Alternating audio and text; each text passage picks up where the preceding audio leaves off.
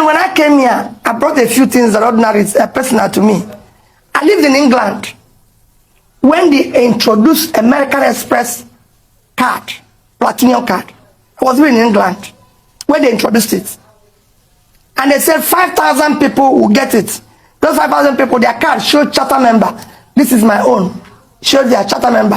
Member since 1987. Can somebody use it on your behalf? I lived in England, Ruben. You don't need to look at it. Ruben, I lived in England when American Express introduced black card. And they said 1,000 persons will be issued with this card. I have it here, so charter member. To tell you my experience in this card, they told me to go and collect this card somewhere in Sloane Street around Harrods. I got there. When I came out from the station, the man who was in the office where I was going to collect it asked me,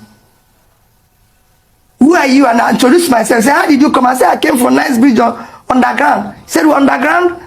I said, "Yes." "Who are you?" I called my name. He said, "We don't have any name or card like that here." So I left to go back to the station because what I use in England, everybody knows, is underground. I was going back to the station when my bank manager called me and said, "Peter, go back there. I think they found the card." What shocked me is, how can this man come from underground to collect this card that everybody have come to collect Rolls Royce on this one? Ruben had a viable business. If anything, politics, I'm not regretting. Because everywhere I found myself is grace of God. That's why when I went into the same politics, when people say this person is doing this, I say, listen, I came here by grace of God, I won't abuse it. Otherwise, there's anything to regret in my life is going into politics. Because he made me poorer. But however, I'm glad that God allowed me to also make a success of it. Mr. Obi, so maybe you have to be the more business specific. I'm doing, What kind of business? How did you make the money? I'm telling you, the business I'm doing, that I was a brand and market management company that I run. I had a Heinz franchise. You can go and look. I was the sole importer of Heinz salad cream, baked beans. Just to give you an example of one company. South African breweries, who's the international breweries, I was their sole engineer. I can go on and on. I was working, bringing the Ovaltine for Novartis with another company. When I can go on and everything. In fact, to tell you what the company is, the company I was involved before, when I left and my brother took it over and paid me off, sort of became Next Cash and Carry that you see in Abuja and Port Harcourt now. So the same company. I was a trader. Everybody knows I was a very big trader. Even chairman will tell you. Chairman knew I used to import wine and used to send him champagne. He will tell you that when he was in Surrey, when all of us were still at the struggling stage. So I had a viable business, but went into banking. So if the person wants to know, I was sitting on board of 3 banks, could be chairman before I became governor. So that is also a business.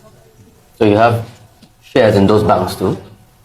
Major shares. Major shares in those banks? Yes. Well, thank you very much, Mr. Peter Obi, for joining us this morning. I'm sure that this conversation will still generate more conversations out there. Thank you very much. Thank you. Thank you. I have worked with His Excellency Mr. Peter Obi in Onitsha about 17 years ago as a commanding officer. Before he came to Onitsha to take over from Dr. Ngige, Chris Ngige, during the time of Chris Ngige, there was no Operation Mesa in the whole of Anambra State, for reasons best known to them then.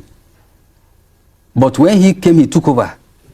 He drove straight to the barrack and asked. And when we briefed him, he now went back and Operation Mesa was restored a week later or thereabout. As at that time, it was like a no man's land in Onitsha. 33 you cannot go. Ogbaru you cannot go. Then talk less of the other areas.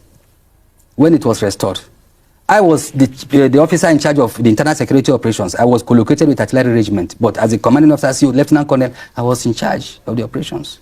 Believe me, within 2 weeks or thereabout, everything was tackled. Onitsha became free. You couldn't go out. The police was sacked.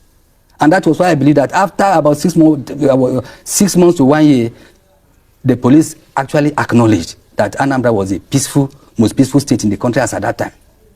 So that was where I knew him. And I saw the character of integrity. In short, for me, I was calling him Commissioner of Defense because he was in command and in control. He had the interest. And I said, this man, he does not allow the resources that comes to the military or whatever to pass through anybody straight. Our challenge was patrol vehicles, no mobility. In a sweep, when he said, what is the problem? He provided it immediately.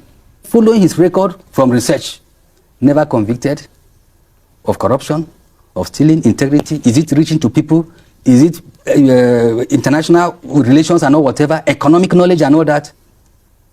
Competence, capability, and before long I saw him trotting almost all over the whole. You will see him short at a point. I say, is this man a spirit? Somebody asked me, say, is this man a spirit? You will see he's in Port Harcourt today. Before you know, they say he's somewhere.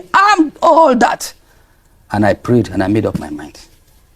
This is somebody that we need at this time.